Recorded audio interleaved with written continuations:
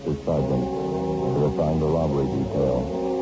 A lone bandit robs a jewelry store in broad daylight. He takes $5,000 in precious stones. He's reckless. He's well armed. Your job? Get him.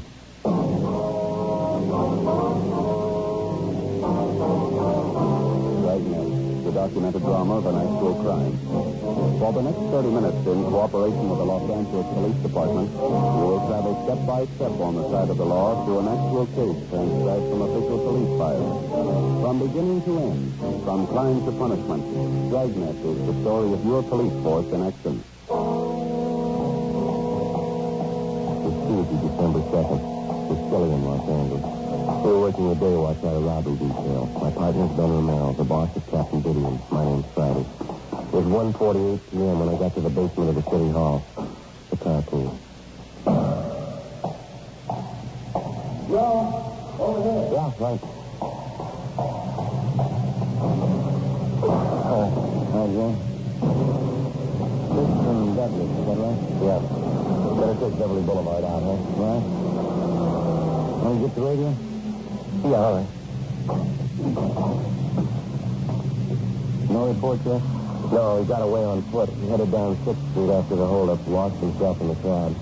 Better watch it there. Oh, yeah. How'd the thief work it? Did you get the store? There was not much to tell. He walked in the store at the right time, pointed a gun, grabbed a tray full of diamond rings, and walked out. $5,000. Figured he must have had the jewelry store pretty well cased. Sounds like he's had practice. Well, could be. But sure, one thing, he's well armed. You get it up, huh? Yeah. Man with a gun. All units at 3rd and Victor, traffic accident, a man with a gun. Code green, A-Nation 67. Well, if we can roll on it, huh? Right, that's big to get to him. Yeah, I'll call in. 80K to control 1. 80K to control 1. Control 1, 30K, go ahead. 80K out for investigation. 3rd and Victor, A-Nation 67. Roger 80K, code 6 to 3rd and Victor, A-Nation 67. That must be it up ahead, Joe. Yeah. Right in the middle of the intersection there, the car turned over, huh? Hmm? That's all to do it? Yeah. Let's go. Man, stretched out on the street over there, but sure. Yeah. I wonder if we can get through here, please. Excuse me, please. Let us through, please. Well, let's don't just stand around looking. If somebody call the police yet, excuse me. Are you involved in this? Sure, I was in it. Did anybody call the police? What police officers? What happened? Oh, I'm sure glad to see you. Awful lot of trouble. Yeah. How about this man here? What happened? Oh, I slugged him. I had to. What do you mean? Well, I don't know what happened. He went a little crazy, I guess. He pulled this gun on me. How is he, Jeff? Oh, he got a bump on the head. He seems to be all right otherwise. What's your name, sir?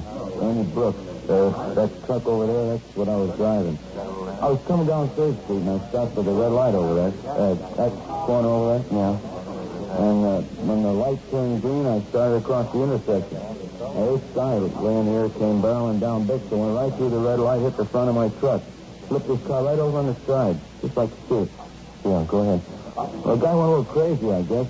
Right after the crack-up, I pulled the truck to the curb and got out. This fella here was just climbing out of the top side of his car. Didn't seem hurt at all. Yeah, huh? Well, when he saw me coming over to him, he pulled a gun and pointed it at me. Then he turned and started running. I couldn't figure it out. What'd you do? Well, as soon as he turned his back to run, I went for him and tackled him. Fought like a tiger. That's why I say I slugged him. I had to, officer. There's something awful funny about the whole thing. What do you mean by that? Well, look here. There's spots right here. It fell out of his coat when I slugged him. Here, take a look. Yeah? Here. Must be 3-4 dozen in there. Rings, all kinds. Yeah. Looks like diamonds in them, doesn't it? The ambulance arrived, and we took the unconscious fuel robbery suspect to Georgia Street Receiving Hospital. After he was revived and treated for cuts and bruises, we took him back to the city hall at the interrogation room. He fitted the description of the jewelry store bandit almost exactly. He refused to talk. He wouldn't even give us his name. We had his fingerprints taken, and then we had them checked through R&I. The man was identified as Vernon Albert McCauley, an ex-convict out of Folsom and a 2-time loser. He served 1 5-year term for armed robbery and another 3 years for ADW. We checked out the wrecked car he'd been driving and found out that it had been stolen 2 blocks from the scene of the holdup. We had the manager of the jewelry store which had been robbed brought downtown. He identified Nicoli as the bandit. The suspect still refused to talk. Ben and I took him to the main jail, where he was booked on suspicion of 211 PC. 4:15 p.m. We checked back in at the office. Takes some of them a long time to learn for. Two-time loser. This one ought to finish him. I can't figure. He's been out of Folsom 7 months and going right back in again. Yeah. Well, we can get the complaint from the DA tomorrow and set the arraignment for Thursday. Yeah. Maybe check with the manager of the jewelry store first. I wonder if Nicoli could have been in on those gas station holdup. Remember? Last month? Yeah. Well, we'll have him in the show up Thursday and see what happens. You want to take care of the arrest report? Yeah. I'll get out an APB, too. Might turn up some outside jobs on him. I'm feeling hungry. You still got that candy bar from lunch? Yeah, I think so. I'll go with you. Yeah, here you go. Uh-huh. What's the matter with you lately, anyway? I don't know. Been eating like a horse, staring at time. Outside. I'll get it. What do you got, Joe? No. Well, that does it. What? Nicoli. He escaped. A broadcast and an all-points bulletin were gotten out on Vernon Nicoli. All units in the vicinity of the escape were alerted. An hour passed. There was no report on the suspect. We checked with the main jail and got the details on the escape. They told us that while Nicoli was being locked up in his cell, he pushed his fingers into the door jamb and had them badly mashed when the cell door closed on them. Both of Nicoli's wrists were then handcuffed, and along with 2 other ailing suspects, he was taken over to Georgia Street Receiving Hospital by a pair of transportation officers. Going up the stairs to the hospital, Nicoli had turned suddenly, kicked one of the officers in the stomach, slugged the other one, and escaped. It happened at about 4:14 p.m. By 11 o'clock that night, there wasn't a trace of the suspect. 7:30 the next morning, Ben and I checked back in for work. Nicoli was still at large. Overnight report, Joe. Have a look. What do you got? Yeah. Liquor store. Gas station. Mm-hmm. Another liquor store. All 3 of them held up between midnight and 2 a.m. Take a look at the bank description. Mm-hmm. WMA, 5 feet 950 pounds. Medium build, dark wages, hairy black eyes, fair complexion, deep scar on chin. How about? Well, he didn't waste time getting started again, did he? A pretty big come down if it's Nicoli. Diamond theft the liquor store. Well, he had to do something. He didn't have any clothes, no money. How about that car he used on those jobs? Stolen. They covered early this morning. They're going over it for print. So now, Joe? Really? Got on this one right away. We're here just had to call a minute ago. Well, what's that? Here's the name, address. Matthew Hobbs. He runs a candy store near one of the grade schools over in Boyle Heights. He might be able to tell you something. Yeah, about what? Nicoli. Saw him last night. We got in the car and drove over to the Boyle Heights district where we located Matthew Hobbs' place of business. It was a small store on Delray Avenue, 1 block from the neighborhood grammar school. The sign out in front read, New Geneva Candy Parlor and Variety Store. There was the usual display in the window. A wind-up train, a few inexpensive dolls, pencils, writing tablets, and some crepe paper. Inside, the main attraction was 2 long showcases filled with a variety of penny candy. There was a small soda fountain at the rear of the store, topped with a slab of worn marble. Matthew Hobbs was a small, thin man. He looked to be in his mid-60s. He sat behind one of the counters selling cellophane bags of Christmas candy while he talked to us. We asked him about Nicoli. Yes, that's right. Vernon was here last night. About 10 o'clock, 10:15, no later. You want me to help him? Did you know Nicoli that well, Mr. Hobbs? As well as I know most of the kids who grew up around here. Yes, I guess I knew him well. Well, what did he ask for in the way of help? His money, clothes. He got no family left. I guess I was the only one he thought to come to. Mm-hmm. Well, how is it that you didn't notify us sooner, Mr. Hobbs? I knew you'd ask. I'd like to explain if I could. Yes, sir, please. Did you hand me that stack of bags there, Sergeant? No. Yes? No, the number 2. Yeah, those, yeah. Uh-huh. All right, here you are. Thank you. As I said, he knocked on my back door about 10 o'clock, and I let him in. Acted just like an animal. Some kind of crazy animal. Did he have handcuffs on? Yeah, but the chain connecting him was broken. It made me file off each handcuff. Yeah. I wouldn't do it at first. I had no idea what was going on. He said he'd kill me if I didn't help him. He kept threatening me. I never saw Vernon like that before. Uh-huh. Go on, Pete. You know, Sergeant, I knew that boy when he was in grammar school right up the street there. Makes you sit down and think sometimes, huh? Where they grow up and change. Yes, sir. Well, what happened after you took the cuffs off of him? Well, he got out of his jail clothes and put on one of my suits. Took what I had in my wallet, $12, and then he kept running around and he found my gun. He took that with him, too. Well, didn't you think of calling for help? Not the way he acted, Sergeant. Just like a crazy animal. Wanted to kill me if I tried anything. He warned me not to tell anybody he was here. Said he'd come back and kill me if I did. Well, I waited till this morning and I called the police. You said McCauley took a gun from him, Mr. Adams. What kind of a gun was it? 32 automatic. Colt. I've had it for years. I have it registered with you people. He took just what he pleased. Clothes, gun, money. If you want the truth, Sergeant, I just wasn't brave enough to try to stop him. Well, when McCauley left here, did you notice if he had a car? No, he left on foot. Walked across the street and went down that way, towards town. I don't know. I don't suppose you'll get too far. I hope not. Do you have any idea who he might try to contact? Some of his old friends, his relatives? No, he doesn't have any folks I know of. Terrible thing, isn't it? Kids growing up. The way they change, like McCauley. I can understand them when they're kids. Seen hundreds of them come through here. Know what they're thinking, how they feel. Kind of a hobby. I understand kids. The trouble is they grow up. All of a sudden they stop being kids. I don't understand them after that.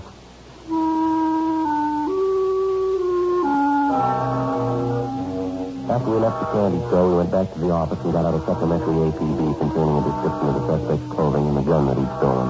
Together with Gonzalez and Pena from robbery, Ben and I checked all of McCauley's known friends and his usual hangouts. Stakeouts were placed. We got nowhere. The late evening holdups continued. Each of the victims identified McCauley as the bandit. He used the same M.O. in each case. He worked only on the weekends, Friday, Saturday, and Sunday nights. He'd steal a car, pull 3 holdups in the same general area within an hour, abandon the car in the same area, and then disappear. 2 weeks passed, and then a month. The weekend robberies went on. In the most recent holdup victims, we found out that McCauley had picked up a partner. We checked the man's description through his staff's office. Each of the stolen cars used by the suspects and men abandoned were checked for prints. We failed to identify the second man. The holdups continued. McCauley and his partner were still at large. Monday, January 26, 8:30 a.m. Ben and I met with Captain Didion.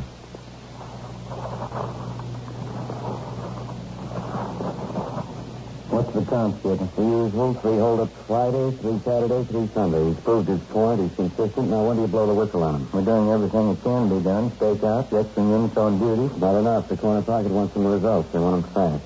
How about the times listed for the 3 stick-ups last night? Have they been double-checked? No, correct. There's something else for you. Figure it out. What is it, Joe? Well, let's see. The drugstore out in West Hollywood robbed at 11:14 p.m. Yeah? All right, now this one. Coffee shop out in the valley. Robbed at 11:21 p.m. Both of them the same M.O., same everything. That doesn't figure. They couldn't have made it from the spot in West Hollywood out to the valley in 7 minutes. It's not possible. There's a report. Check it. I know, but how could they do it? There must be some way to work out the answer. There's got to be. I can give you a shortcut. Yeah. McCauley. Find him. Another 2 weeks passed, and then 2 weeks more. Besides the extra men and units put in service on weekends, 24 separate stakeouts were established in areas where we figured McCauley and his accomplice would strike. Didn't help much. The holdups continued. There was only one difference. The description of the bandit didn't jive anymore. We still didn't have an answer to the superhuman speed that the 2 gunmen seemed to show in robbing victims at widely separated points, all within a short period of time. We stayed on it. Friday, February 21st. Ben and I took our turn on night stakeout in a vacant store on Sunset Boulevard. We were assigned to cover a drugstore and a bar directly across the street. We spent 2 weekends on the job. It was quiet. Nothing happened. The 3rd weekend was no different. One thing's for sure. We never have any luck taking stakeout. No, we didn't. This empty store must be the draftiest place in town. Oh, no, we've had worse. What time you got? 5 past midnight. That little band over in the bar sure earn their money, don't they? Allowed, anyway. Here, Beth. Have a look. Hey. Getting out of that car down the street there, see? Oh, yeah, they're heading for the bar. What do you think? Both got dark here. About the same bill. Sounds like they're in a hurry. We're going in the bar. Yeah, come on. Come on, we better hurry. That's it. Come on. All right, throw on the gun. Look out. Hold it. Throw on your gun. Now, come on, hands behind your head. Watch it. All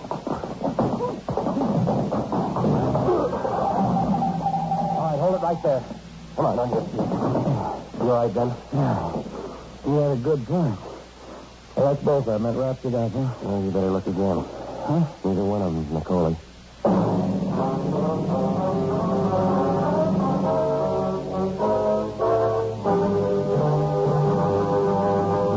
You are listening to Dragnet, a series of authentic case histories documented from official files. Many of our corporate customers are worried about employees going wild purchasing office supplies. StaplesLink.com allows them to set up workflow approvals and gives them more control over purchases. StaplesLink.com and IBM are bringing office supplies and office management together. I'm Anne Marie Keene of StaplesLink.com, Vice President of Business-to-Business e-commerce. StaplesLink took a great idea, a giant step forward. Staples revolutionized the office supply industry with the superstore.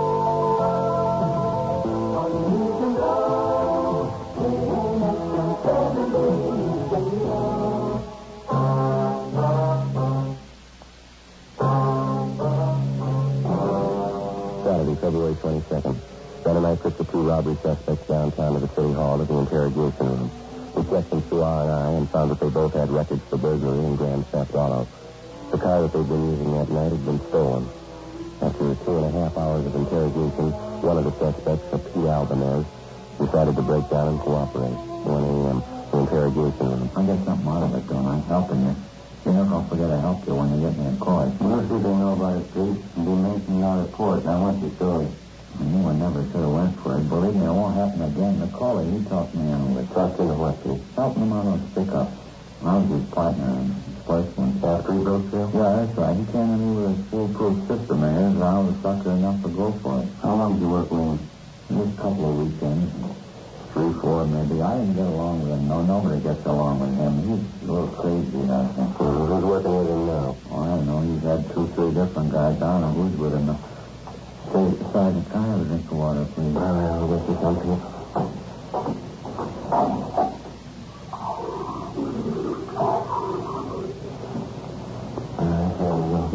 How about the way Nicole works? 3 or 4 robberies a night all over town.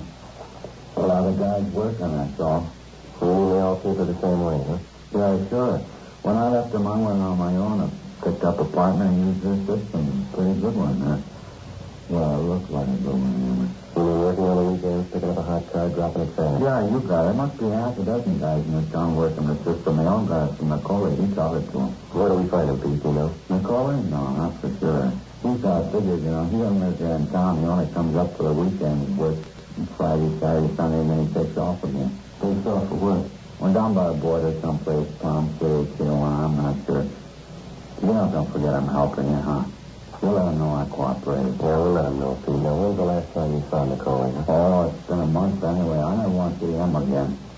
So this may help you, though. I know where his girlfriend stays. Yeah? The problem on South Rampart, I can give you the address. She probably goes see her once in a while. Mm-hmm. Anyone else you can think of? No, that's about it. There won't be any pushover, Sergeant. Like I said, I think he's a little crazy. It's not going to be an easy one to take. Well, we'll give it a try. Oh, I mean it that way. He's wild, but you'll get him, I guess. Just one thing. Yeah. You'll have to tell him first. 3:45 a.m. Pete Albanese and his accomplice were booked at the main jail on suspicion 211 PC. The next morning, Ben and I checked out the address of Nicole's girlfriend, which Albanese had given us. The girlfriend's name was Esther Revard. She told us that she hadn't seen Nicole in more than 2 weeks. We asked her if she knew where the suspect stayed when he was in town. She gave us an address on South Pico. We called in and arranged for a stakeout on the girl's place, and we drove over to check the address that she'd given us. It was a small apartment court on the edge of the industrial district. Nicole wasn't there, neither was the manager. We talked to one of the tenants who told us that the manager, Mrs. Clara Fontaine, was out of town. He said that while she was gone, her daughter Norma was looking after the place. The daughter was employed as a secretary at the Blue Cross Hospital Plan office over on Wilshire Boulevard. We called the office and arranged for another stakeout at the apartment court. 1:25 p.m. We located the landlady's daughter at the Blue Cross office on Wilshire. He showed her Nicole's mugshot. Yes, it's one of Mama's tenants, Mr. Reynolds. He's in bungalow 5. Anyone staying with him or something? No one's registered with him, no. He has visitors, though. Is there something wrong? Well, when did you see this man last? This morning. When I was leaving for work, he was outside working on his car. Would you excuse me, please? Sure, go ahead. Blue Cross? Yes, sir? I see. No, just address the letter to Blue Cross Hospital, son. You can send it to us here at the Wiltshire office.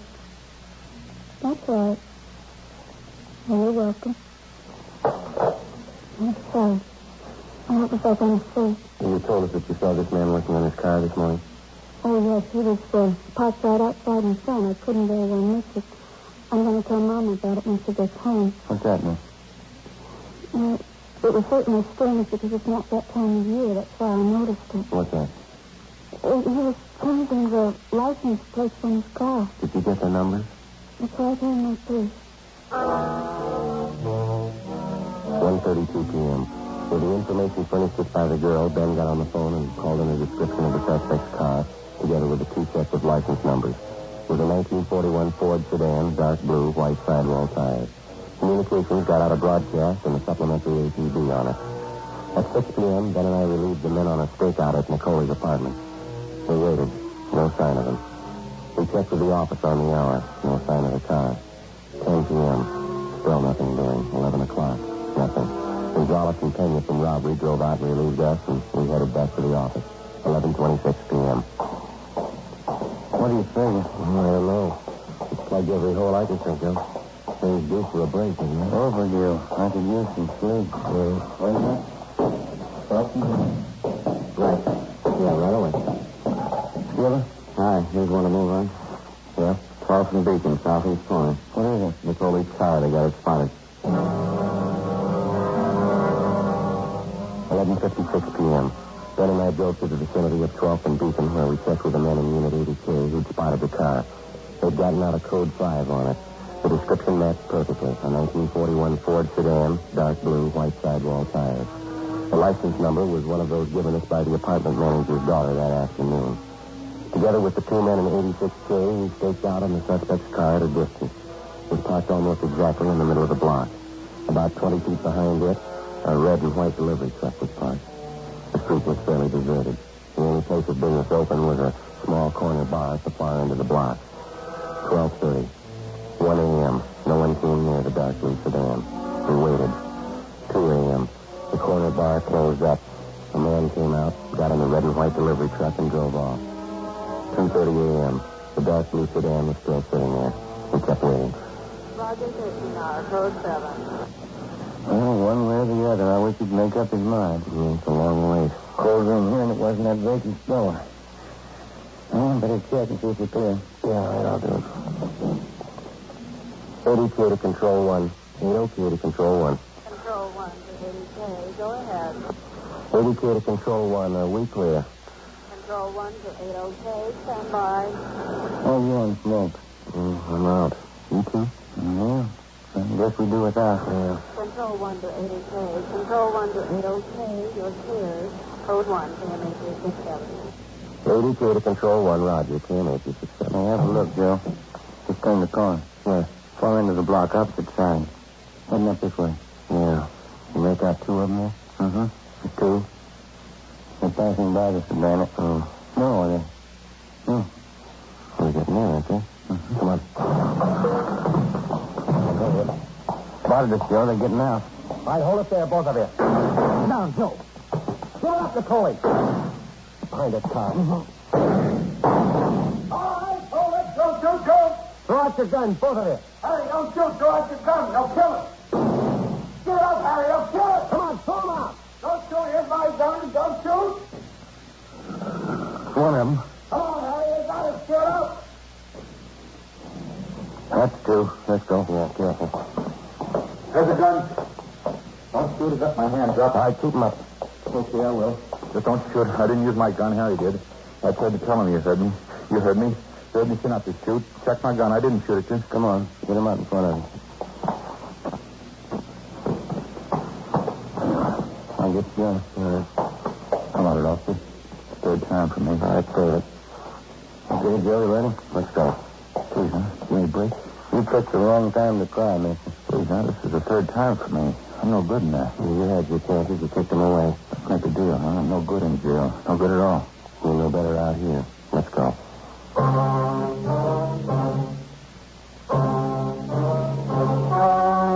The story you have just heard was true. Only the names were changed to protect the innocent. On May 24th, trial was held in Superior Court, Department 87, City and County of Los Angeles, State of California. In a moment, the results of that trial. Now,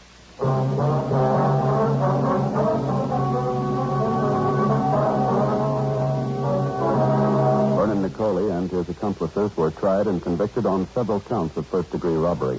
They received sentences as prescribed by law and are now serving their terms in the state penitentiary. First-degree robbery is punishable by a prison term of not less than 5 years, with a maximum life term.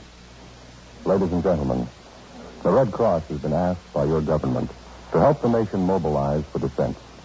You can help by giving generously to the Red Cross. You have just heard Dragnet, a series of authentic cases from official files. Technical advice comes from the Office of Chief of Police W.H. Parker, Los Angeles Police Department. The Peanuts